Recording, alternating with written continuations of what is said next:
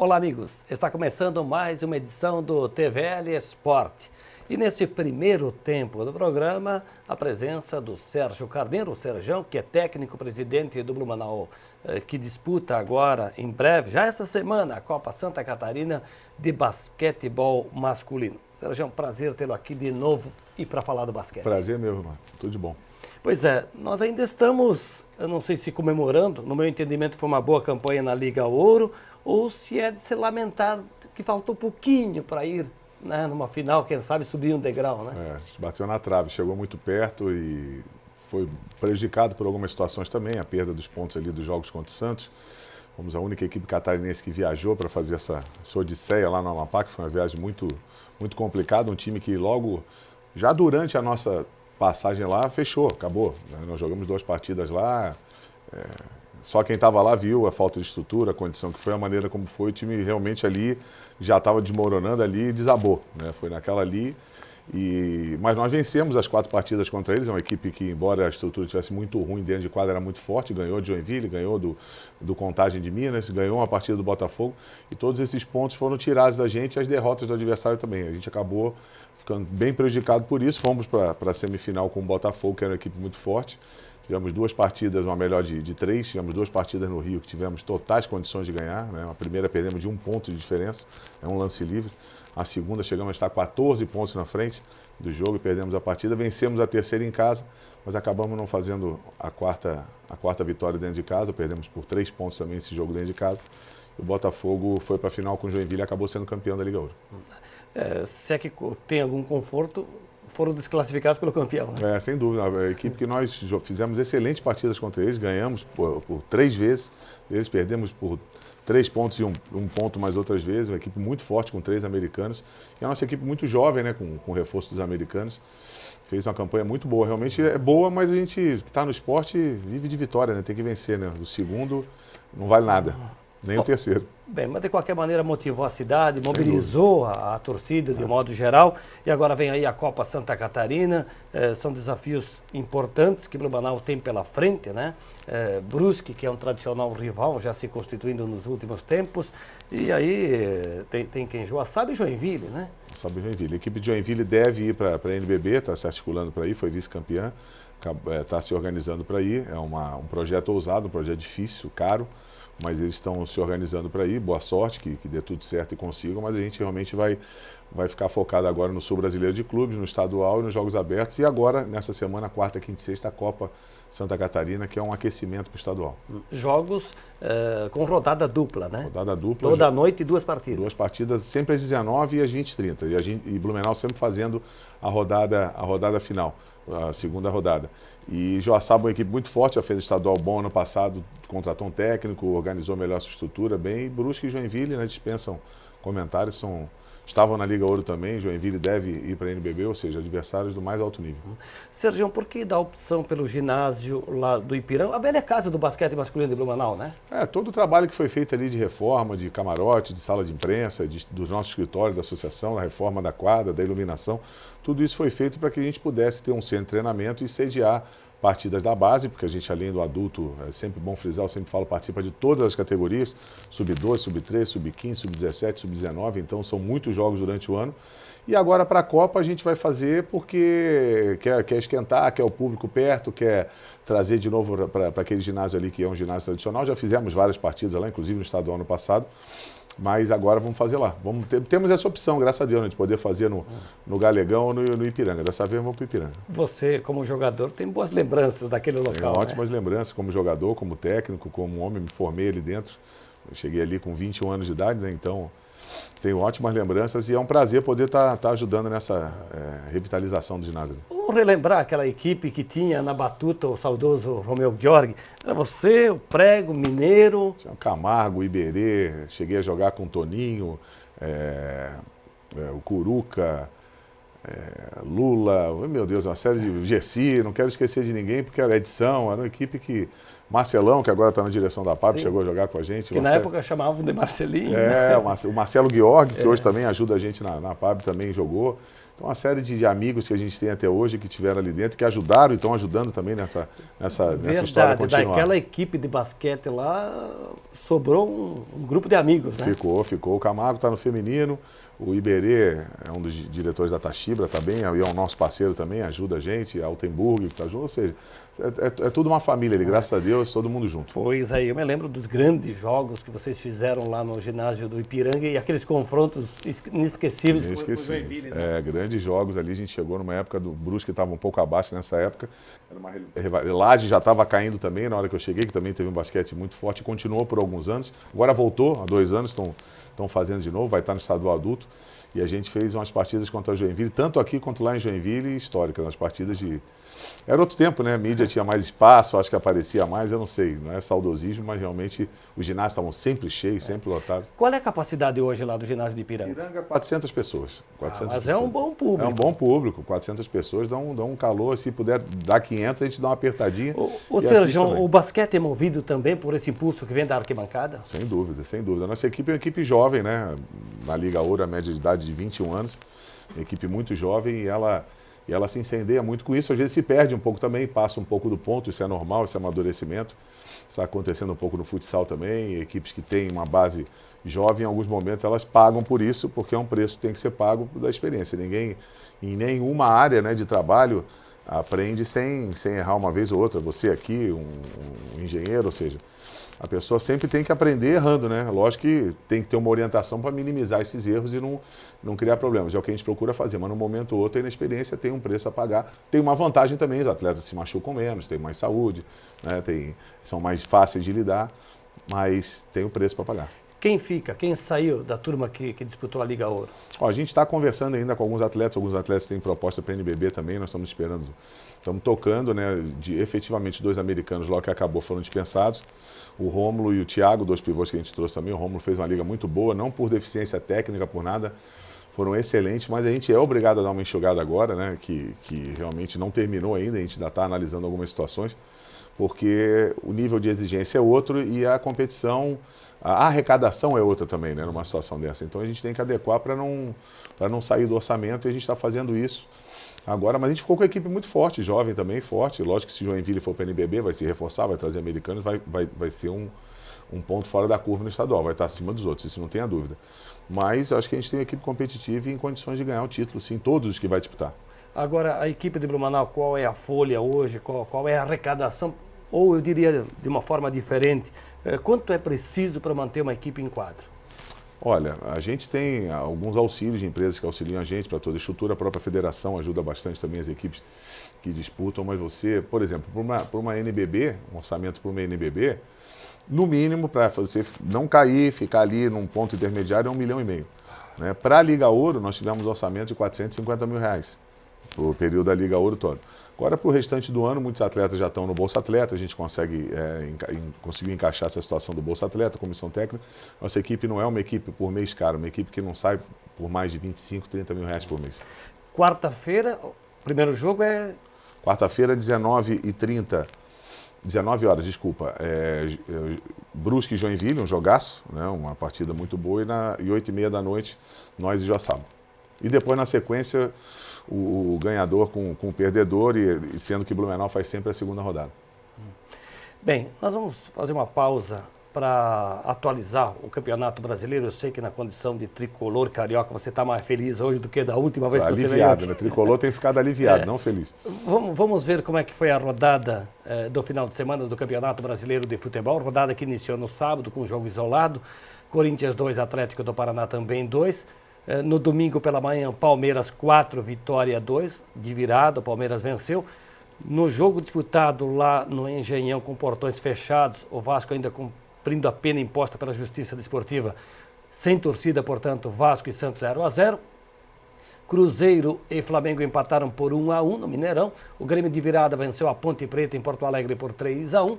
Em Goiânia, no confronto dos Atléticos, o Mineiro levou a melhor sobre o Goianense, 2-1.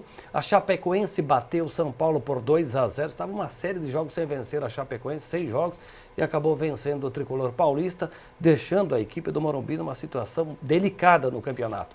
Coritiba 1, Fluminense 2. Bahia e Avaí empataram por 1-1 em Pituaçu. E no fechamento da rodada, na noite desta segunda-feira, Botafogo e Sport. Resultados dentro do que se julga normais, né? Sim. Nessa rodada do final de semana. Classificação do Campeonato Brasileiro. O Corinthians segue na frente, encurtou um pouco a diferença para o segundo lugar, agora é de 8 pontos. Corinthians 36, Grêmio 28, Santos e Flamengo 24, Palmeiras 22, Sport e Cruzeiro 21, Vasco da Gama e Fluminense com o Atlético Mineiro 20. Em 11º, Botafogo 19, Coritiba também tem 19, mas o Botafogo tem um jogo ainda pendente. Chapecoense 18, subiu para o 13º lugar, melhorou consideravelmente a vitória sobre o São Paulo, deu essa tranquilidade. Bahia e Atlético do Paraná 16, Ponte Preta, a primeira fora da zona de rebaixamento 15, Avaí 13, São Paulo e Vitória 12, o Atlético de Goiás tem 8. Se a gente analisar, Sergião, de cima para baixo nessa tabela, tem os extremos. O Corinthians, que parece ninguém segura, e o São Paulo que despenca a cada rodada. 11 vitórias do Corinthians realmente é acima do normal, né? E um campeonato, mas muito equilibrado ali. As equipes também que estão ali na posição do Fluminense, por exemplo, que está com 20 pontos, está a 7 pontos da zona de rebaixamento, a 4 da classificação para a Libertadores, está muito igual ainda. Mas eu acho que não vai fugir ali de Corinthians ou Grêmio agora, fica muito difícil de outra equipe pensar em alguma coisa. Acho que o Grêmio ainda tem uma chancezinha, mas os outros, acho que se o Corinthians mantiver, e lógico que não vai manter esse aproveitamento, mas se ficar dentro do normal, acho que é difícil perder. Vamos ver a próxima rodada do campeonato, rodada do meio de semana. Tem jogo na quinta, né? Tem jogo na quarta-feira. E o que nos chama a atenção, por exemplo, eu vou pela ordem que está aí na tabela, quinta-feira, 19h30, Fluminense e Cruzeiro. Na quarta, 21h45, Flamengo e Palmeiras. 21 horas, Santos e Chapecoense. São Paulo e Vasco jogam às 21h45. No mesmo horário, no Independência, tem Atlético Mineiro e Bahia. Na quinta-feira, 19h30, Atlético Paranaense e Botafogo, Sport e Atlético de Goiás. Aí voltamos para quarta-feira, 19h30, lá em Salvador, Vitória e Grêmio. E ainda na quarta-feira, 21 horas, Ponte Preta e Curitiba, Avaí e Corinthians. Aí a questão, né, do Corinthians que joga com o Avaí e o Grêmio que joga com o Vitória. Os dois primeiros buscando fora de casa, né, essa consolidação, essa condição de melhores classificados na tabela do Campeonato Brasileiro. Acho que a briga é por aí, não foge disso. Será? Eu acho. Acho muito difícil. É muita diferença. Mas se você olhar no papel, o Atlético Mineiro tem bom time, o Cruzeiro tem bom time, o Flamengo tem bom time, está contratando o Diego agora, goleiro do Valência também, né? Mas tem que ganhar tudo e o outro começar a perder tudo. Isso é um pouco complicado, né? 8 pontos para o Grêmio, lógico, pela quantidade de jogos que ainda tem, eu acho possível, mas para os outros ali que está 12, 14, eu acho que fica muito complicado buscar. O Grêmio no final do mês tem jogo de volta da Copa do Brasil, no início de agosto tem Libertadores, certamente vai preservar o grupo, então... O Corinthians tem uma vantagem muito boa e está jogando bem, né? Um time que não toma muito gol, isso aqui cria essa dificuldade para os outros, porque é muito sólido na defesa, não é brilhante, mas ele é muito sólido ali, então para fazer um gol no Corinthians é duro, é uma falha muito grande. Você está com pouca fé em relação ao seu time do coração, o Fluminense não chega? Não. Foi o lugar do Fluminense. Agora estão chamando não é mais papai, o papai, já teve o papai Joel, agora é o papai Abel, né? Papai Abel, se ficar onde está ali, acho que o torcedor do Fluminense tem que agradecer. Eu acho que está de bom tamanho. O jogo ontem foi um sufoco, um sacrifício assistir contra o Curitiba. Pênalti no começo do jogo, o Curitiba perdeu, o Fluminense depois fez 2 gols, mas foi um sufoco até o final. Vai ficar ali brigando por uma acho vaga que o na lugar do Sul-Americana. Fluminense, pelo elenco que tem, pela renovação que está fazendo, se ficar por ali, eu estou satisfeito. Sérgio, voltando ao basquete, né? Então, quarta, quinta, sexta Copa Santa Catarina aqui em Blumenau, no ginásio de Ipiranga. Além de Blumenau, que é anfitrião, né, nessa competição, tem Joaçaba, tem Joinville, tem Brusque. Eu quero dizer também que tem a Copa Santa Catarina de basquete feminino, será disputada lá no ginásio Salesiano em Itajaí, né, a equipe do Camargo vai representar a cidade. Vamos ter Itajaí, tem Chapecó na parada, tem Florianópolis. Tanto no masculino como no feminino, o Blumenau é favorito. No masculino eu acho que tem um pouco menos de favoritismo, porque tem a equipe fato de jogar em casa não faz ajuda, diferença? sem dúvida ajuda. A gente quer vencer, vai para vencer. Conseguiu vencer Joinville lá dentro, de Joinville durante a Liga Ouro, mas eu acho que o feminino tem um caminho mais tranquilo do que o nosso.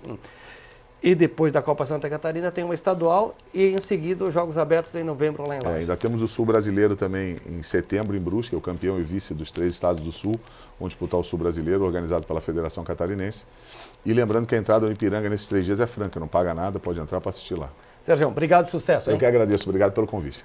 Sérgio Carneiro, o Sérgio, que é técnico, presidente também da equipe de basquete masculino aqui em Blumenau.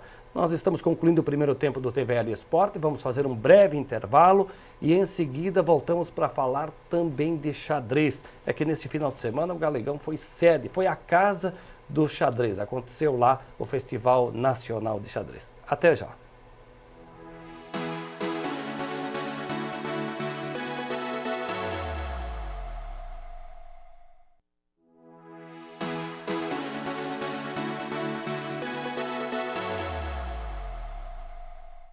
Estamos de volta na sequência do TVL Esporte, agora na segunda parte do programa. No final de semana, nós tivemos a desclassificação do Metropolitano do Campeonato Brasileiro da Série D. Em jogo disputado lá no estádio 1º de Maio, no ABC Paulista, no sábado à tarde, o Metropolitano perdeu o jogo para o São Bernardo 3-2. E olha que chegou a empatar 2-2. Aos 47 do segundo tempo, o Elton fez o gol de empate, que pelo gol qualificado daria a vaga ao time blumenauense na sequência da Série D. E aí, aos 49, num pênalti bastante contestado pela diretoria e pelos jogadores do Metropolitano, o São Bernardo converteu o pênalti em gol e acabou vencendo 3-2, classificou o time paulista, eliminou o Metropolitano da Série D. E o outro representante do estado, Brusque, perdeu para o São José 1-0 em Porto Alegre, acabou também sendo eliminado. Assim, na próxima fase vão se cruzar São José e São Bernardo e os catarinenses ficam de fora. Aqui em Blumenau, no final de semana, aconteceu, entre outros eventos, o Festival de Xadrez. O evento marcou um século, 100 anos de fundação do Clube de Xadrez. E nós convidamos para participar dessa segunda etapa do programa o Marco Aurélio da Silva Júnior, que é enxadrista, faz parte lá do clube como atleta, e participou dessa competição. Ele vai nos relatar como é que foi participar desse evento e se encontrar lá com grandes mestres, como o Mequinho, por exemplo. Prazer tê-lo aqui, Marcos. Prazer. Foi um prazer enorme, né? Contando que além de 5 grandes mestres, ainda tinha mais um mestre internacional e 5 mestres FIDES, vários atletas com vários títulos na carreira, campeões brasileiros de categoria, campeão sul-americano. É um prazer enorme mesmo, ainda mais jogar contra grandes mestres, jogar contra mestres FIDES. É incrível, ainda mais fazer parte da história desses 100 anos de Clube Xadrez. Pois é, a gente que conhece um pouco do xadrez, sabe que o Mequinho é o cara aqui do Brasil, né? Ele chegou a ser terceiro no ranking mundial, né? Isso, em 1978, se eu não me engano. Foi bem o mesmo ano em que ele parou por causa da doença que ele teve. Ele ficou em segundo lugar no torneio de candidatos, que é o torneio que classifica para definir quem vai ser o campeão mundial, com o atual campeão. Ele foi vice-campeão dessa competição, perdeu, se não me engano, para Anatoly Karpov. Não sei se foi para o Karpov ou para o Korchnoi, que no caso, quem ele perdeu foi disputar a final do Grande Mundial. Eu falei no Mequinho, porque é uma referência, e porque ele esteve aqui. E você teve contato com ele? Como é que foi essa conversa? Ou chegou a desafiá-lo no tabuleiro? Não cheguei a jogar contra, seria um enorme prazer ter jogado contra. Mas cheguei a conversar com ele, um senhor de idade, se não me engano, ele tem 60, 70 anos de idade já. Mas ainda jogando bem, um senhor extremamente querido. Como posso dizer, ele muito inteligente, mas ainda tem certas sequelas da doença dele, ser meio, como posso dizer, meio crianção, assim, com uma felicidade enorme no corpo dele, inclusive até por ter conseguido passar por essa doença, vencer essa doença e estar de volta aos tabuleiros, que é o que ele gosta de fazer, né? Pois é, além do Mequinho, você disse que nós tivemos outras referências, né, do xadrez. A nossa sempre destaque, que é a Regina Ribeiro, né? Que é aqui de Blumenau, que também é um dos destaques não só nacional, mas também mundial. O Delgado também, que está no clube. O Neuris Delgado. O Neuris. Atual treinador. A Regina, eu acho que não participou da competição, mas estava lá acompanhando todo momento. O Neuris Delgado é o atual técnico daqui de Blumenau, né? Ele é paraguaio. Ele, se eu não me engano, ele ficou em segundo nas duas, com 1 ponto atrás do campeão. Na verdade ele é cubano, andou pelo Paraguai, agora está... ele é cubano e agora joga pelo Paraguai, né? Então, você é um menino, 17 anos. Quem é que te abriu o caminho? Foi a Regina? Foi a Regina, na escola lá no Bom Jesus, quando eu estudava lá. Eu tinha aulas de tarde, extracurriculares. Um dia assim eu saí da aula de inglês, fui para a sala de xadrez, ela acabou me apresentando esporte, junto de outros atletas que hoje também já participam da equipe de Blumenau. Acabei gostando, treinei por um bom tempo com ela e ela me apresentou o xadrez. Daí logo depois fui treinar com o Renan Levi da Costa, que era o técnico antes de Blumenau, e junto com a Regina, treinei com os dois na época e fui melhorando o meu xadrez. A tendência é que o menino, na tua idade, com 17 anos, tenha, digamos, uma queda pelo futebol e você optou pelo xadrez. É que, por exemplo, quando eu iniciei no xadrez, eu jogava futebol em time no Bela Vista, se não me engano, jogava aqui pelo Blumenau, mas o xadrez me proporcionou, sempre fui muito competitivo, me proporcionou a oportunidade de participar de mais competições. Jogar um estadual, jogar um municipal, jogar uma competição de nível nacional. E como no xadrez eu me dava melhor que no futebol, acabei ficando mesmo no xadrez. Porque quem vai para o futebol e não se dá bem nele, acaba virando árbitro ou comentarista. Por aí. Então, Marco Aurélio, e você agora, além de defender o colégio, também o município participa de várias competições, né? Sim. Joguinhos abertos, por exemplo, também não? Sim, eu vou jogar os joguinhos abertos nesse ano, agora na semana que vem será. A equipe de Blumenau é claramente favorita. Nesse ano eu não vou jogar por Blumenau, porque a equipe de Blumenau é muito forte, sobram jogadores em Blumenau, com isso alguns jogadores jogam por outros municípios, mas de longe Blumenau é amplamente favorita para a competição. Os Joguinhos Abertos é uma competição que traz muitos atletas fortes, traz muitas cidades e proporciona uma experiência incrível. Pois é, a gente falou aqui da Regina, que sempre é e foi uma referência. Ela colecionou inúmeras medalhas, troféus, inclusive de Jogos Abertos. Ela deve ter te contado, fez dupla com a Palas, né? Saudosa memória. E Blumenau é favorita, assim, porque tem todo um trabalho feito de base, né? O Colégio Bom Jesus e as escolas públicas aqui de Blumenau têm um trabalho de xadrez muito interessante. Eles tentam incentivar a garotada a sempre manter os treinamentos, ficar na escola, no caso com um esporte que não seja necessariamente um futebol, um vôlei, um basquete. Querendo ou não, ainda melhora o raciocínio da pessoa, pode melhorar as notas da pessoa, melhora a pessoa como ser humano na vida da pessoa. E com isso o Blumenau sempre teve foi uma enorme referência no estado, com atletas de todas as gerações. Marco Aurélio, deixa eu falar um pouquinho de futebol. Ou antes eu vou falar de futsal, porque o time de futsal de Blumenau, na sexta-feira, perdeu lá em Jaraguá para o Jaraguá, na Copa Santa Catarina 3-1, e volta à quadra agora só no dia 1º, em casa, no Galegão, quando enfrenta o Concórdia pelo Campeonato Catarinense. Então é a sequência do estadual, perdeu lá para o Jaraguá e agora tem o próximo compromisso, o Concórdia, na competição catarinense. E na Série B do Campeonato Brasileiro, onde 2 times de Santa Catarina representam o estado nessa competição, o caso do Figueirense e do Criciúma, vamos acompanhar aí com o auxílio do João, que está na produção, e o Gustavo na exibição da tabela. Vejam aí os resultados do final de semana. Foi na sexta-feira, lógico, a vitória do Figueirense fora de casa, lá em Pelotas contra o Brasil, e chamou a atenção a vitória também do outro catarinense, o Criciúma, em casa, diante do Goiás, 1-0. Os catarinenses, nessa rodada 14 da Série B, se deram bem. E aí, analisando os outros jogos, por exemplo, o Juventude, que está na ponta de cima na tabela, agora foi superado pelo Guarani, perdeu para o Ceará. Eram 9 minutos de jogo, já perdia o jogo por 2-0. E o Internacional, né, que tropeçou no Rei Pelé, jogando lá em Alagoas para o CRB, 2-0. Eu falava do Guarani, 0-0 com o América Mineiro. Então aí os principais jogos, alguns dos resultados da rodada da Série B, que tem na classificação o Bugre Campineiro e o Guarani. Então o líder junto com o Juventude. O Bugre Campineiro, que é o Guarani, e a Papada, que é o Juventude, né, com 26 pontos, 2 líderes do campeonato. O América Mineiro tem 24, o CRB e o Vila Nova, 23 pontos. O Internacional divide com o Ceará o 6º lugar, 21 pontos na Série B. Eu quero lembrar que os 4 primeiros sobem para a Série A no ano que vem. O Criciúma é o 9º, com 20 pontos ao lado do Londrina, e o Figueirense, mesmo com a vitória, continua lá na ponta de baixo da tabela, com 15 pontos, portanto, na zona de rebaixamento. A próxima rodada da Série B será toda ela nesta terça-feira. Então, rodada cheia nesta terça-feira, 19h15, Paysandu e Náutico, Figueirense e Oeste, Juventude e CRB, Paraná e Brasil de Pelotas, às 20h30, Goiás e Londrina, Guarani e Ceará, ABC e América Mineiro, Santa Cruz e Vila Nova, 21h30, Internacional e Luverdense no Beira-Rio, e o Criciúma vai jogar no mesmo horário lá em Varginha, no Estádio Municipal de Varginha, diante do Boa Esporte. Vamos voltar aqui com o Marco Aurélio, que é enxadrista, jovem atleta de 17 anos. Joguinhos abertos, falasse agora, semana que vem, né? Aonde? Vai ser em Caçador. Lá no meio oeste catarinense.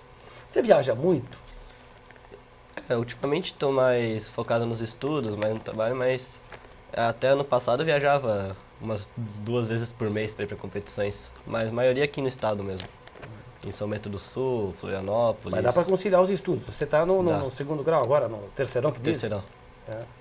Mas, assim, geralmente as viagens são mais para perto ultimamente, né? Mas, por exemplo, o brasileiro foi em Itajaí, mas eu já não joguei o estadual, que foi em Fraiburgo. São cidades mais longe, né? Qual é o segredo de jogar o xadrez, ser um bom enxadrista? Olha, eu imagino que seja mais a dedicação, né? Porque independente do esporte que tenha, o principal é a dedicação, a atenção, e o xadrez, como desenvolve o raciocínio e a tua inteligência, né? É meio que você tem que ser bastante estudioso, gostar do esporte. É saber que o xadrez não é treinamento, é estudo, é livros, é fazer exercícios sobre o xadrez, fazer várias situações de partida E mesmo. tem que são ter bastante paciência, né? A maioria da... Porque é um uma jogo grande que parte, demanda sim. de tempo, né? Se bem que agora no festival foram jogos rápidos. Foram 2 competições, teve o rápido, que eram 15 minutos no relógio com 5 segundos de acréscimo por lance, e o blitz, que foram 3 minutos no relógio com 2 segundos de acréscimo por Por lance. que tu anotasse tanto aí? Eu dei uma anotada aqui nos principais classificados e nos melhores blumenauenses na competição. Pois é, então me fala dos melhores aí de Blumenau, né?